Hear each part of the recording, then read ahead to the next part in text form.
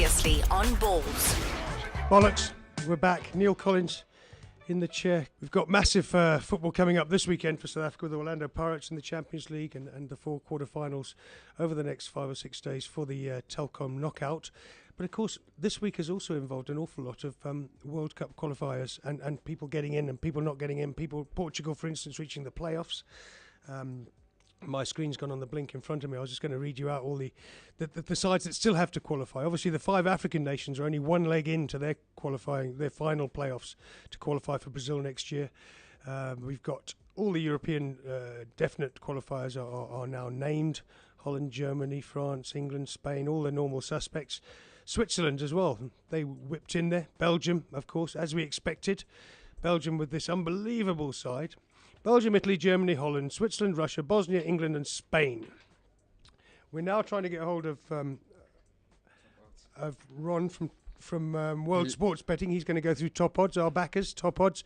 He's going to tell me about the odds for the World Cup teams that are already through and who are the early favourites to do well in Brazil. Bearing in mind, as Roy Hodgson said this morning, and to all of those of you on Twitter that keep telling me how rubbish England are, even though they qualified, you're absolutely right. I agree completely. England never get, further than the kind of quarterfinals or the last 16, and that's about where they stand in world football.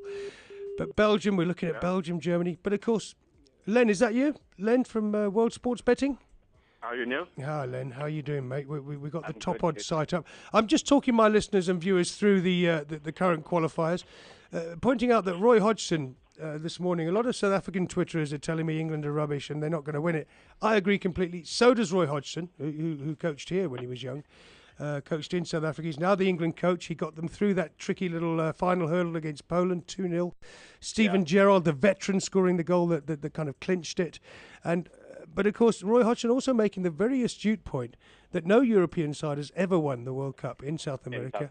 It's all about Brazil, Argentina, Uruguay in the past. So far in South America, we've only got Brazil, Argentina, Colombia, very good side. Ecuador and Chile are through. There's an intercontinental playoff to come between Jordan and former winners Uruguay, which I can't see Uruguay slipping up against Jordan. And of course, you've got... That's right. And then you've got Mexico and New Zealand. Mexico from the old CONCACAF region, where it's very easy to qualify, against New Zealand, who are now the great force in the Australasia area. And now that Australia are playing the Asian qualifiers. The Asian qualifiers, Japan, Australia, Iran, South Korea. So, Len, what can you tell me? Can you tell me anything about early World Cup odds at all? Okay, when you look, let's go to the tournament winner for the 2015 World Cup in Brazil. Yeah.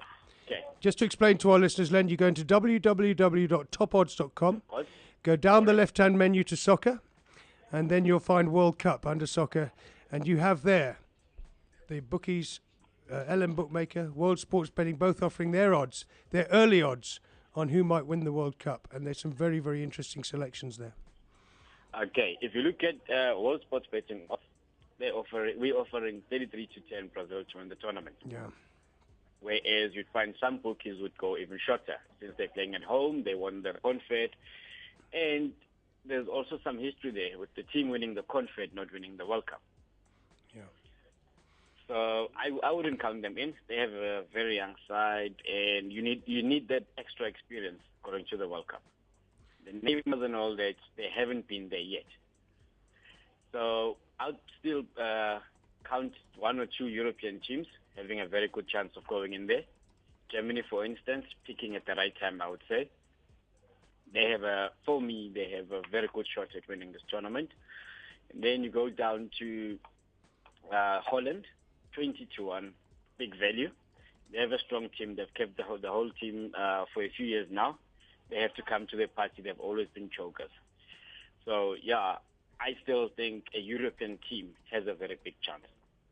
The South American teams, you look at Argentina, very reliant on Leo Messi. Should he get injured closer to the tournament or during the tournament, that changes the whole setup. My dark horse from Europe would be Belgium. They've surprised a lot. We talk. I mean, how many times have we talked on this show alone about the unbelievable wealth of talent coming out of Belgium at the moment? A lot of it, of course, from Africa, because Belgium obviously were involved in the DRC. Even Vincent Kompany, the Belgian captain, and Manchester City captain. They got there. He's on fire. Yeah. He's still young. Yeah. And his father from the DRC, Pierre, and a lot of players, Lukaku, another one. Lots of players that have a background in Africa playing for Belgium. 14-1 you've got them, which makes them in my book 1, 2, 3, about fifth favourites at the moment, the early favourites. I think that's about right. Yeah, depending on the form and the team that they keep until the World Cup, I would say the odds will only shift from now on. They even tipped to do better than England, over 25-1, Holland being 20-1. I know. So, yeah. I'm looking at that. I think I'm not the only one who thinks they have a very good shot. I don't see them winning it. I think they're going to cause a lot of upsets against the big teams, and they'll go very far during this tournament. It interests me that your lot, World Sports Betting, have got Colombia down at 30-1 and England at 20-1. I've got to say, I quite fancy Colombia. They're high in the FIFA rankings. They've got a good run of form. They've got Falcao up front. They got some interesting players, Colombia, and it's a side worth. If we think Belgium are the European threat, with their current crop of players, Colombia have to be looked at as well, and obviously the Italians, the normal French and Italian flops. Yeah, we'll see what happens with them. Italy, yeah, they always start badly. They're not seeded for the tournament group stages, but they always come up. Look at what happened at the Euros. They were not seeded. They came from a tough group. They made it to the final. Mm. And I watched Colombia against Chile. I think that was Friday night. Coming back from 3-0 down, you have to give them a very good chance. That's what's so funny, Len. Everyone was saying to me, who's going to win that? And I said, well, obviously Colombia are going to win. And then Chile went 3-0 up in about 20 minutes. And they 100%. Did come back in the last minute. They came back to a 3-3 draw. I went to bed at halftime only to see the highlights the next morning that they came back. Absolutely. Falcao, and they're scoring from everywhere. I don't know if you saw their last match. Yeah. The defenders scoring 2 goals. They're good at set pieces.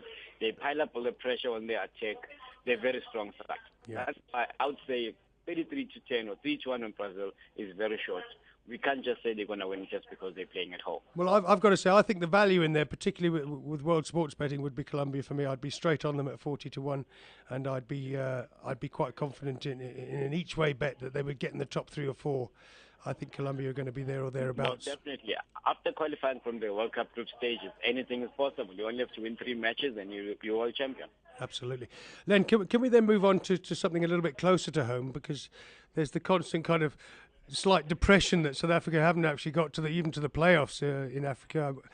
We can talk all day about how far Africa might get with Ghana. That 6-1 win over Egypt, suggesting to me that Ghana might actually turn into quarter-finalists for the first time, something like that for Africa. But can we just look at the Telkom Cup briefly, Len? Do you mind?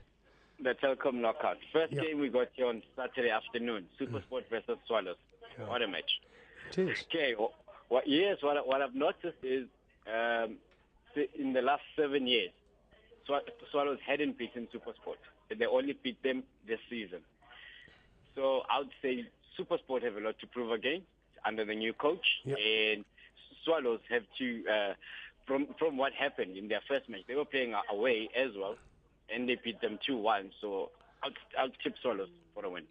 That's it. I mean, obviously, two of my favourite managers, Zeka Marks at Swallows and Kevin Johnson, the new boss at SuperSport, both doing very well. In fact, you'll find that both of those teams are tied at the top of the PSL in the 5-team bunch on 11 points, and both of those teams feature. So this isn't a meeting of mid-table sides. This is actually a meeting of 2 sides that top the PSL at the moment, and the winners there. Yeah, exactly. And then what about Platinum Stars Sundowns? I think Sundowns might just be ready to surprise us. All that spending might finally pay off. Okay, Sundowns my favourite local team. First of all. I didn't know that, Len. Okay, you're one of those, are you? Yeah, and they've said every time we play these Platinum Stars, they are a hoodoo team and all that. The last time we beat them was in 2010, playing away from home, Telkom knockout. We beat them 1-0. Yeah, okay. I think, but Platinum Stars, don't forget, winners of the MTN 8, also amongst that group with Sundowns tied at the top of the table. Yeah. They haven't been under so much pressure, whereas they've always been there, beating some of the good teams, but winning trophies and already playing another big team, which is currently one of the form teams. Sundowns have turned the corner, I would say. And Platinum Stars, I would say the pressure is on them.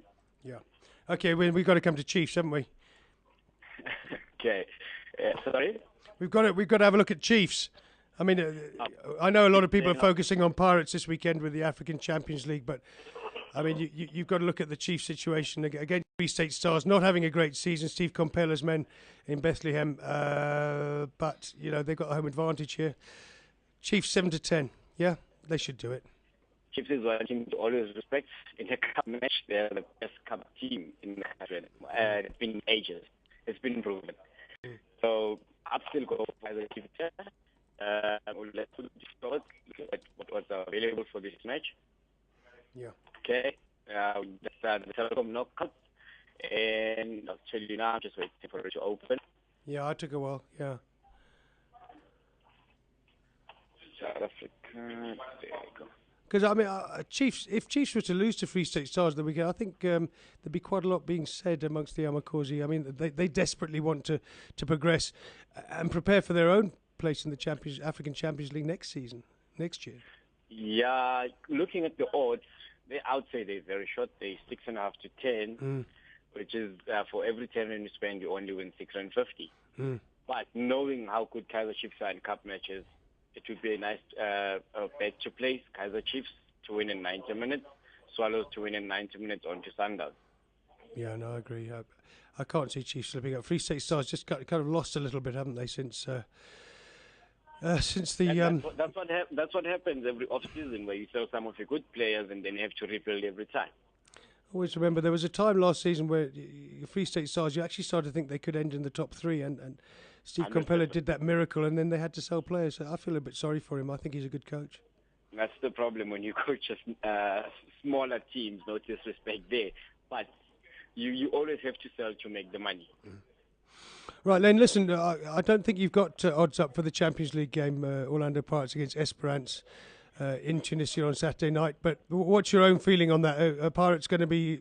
Can Pirates safely get this 1-1 draw away and qualify on the away goal, or are you worried? One team that's very, very hard to beat when they're playing at home.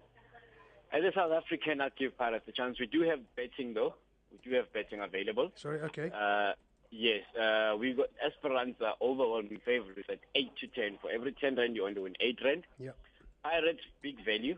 For every 10 rand, you win 35 rand. They are 3.5 to 1. Yeah. So all Pirates need is an early goal, I would say. Then they have a very good chance, because with the scoring draw, they go through. Yeah, exactly. Any scoring draw. I would say any scoring draw. Because they drew the first match 0-0 here at home. So if they score one goal, that away goal helps them a lot. Good. But I'm only worried about one thing: the experience in the team. Pirates are going to this match without inspirational captain Lekhwati. Yeah. He's been left behind. They're going to use him for the Telkom Cup next week. Yeah.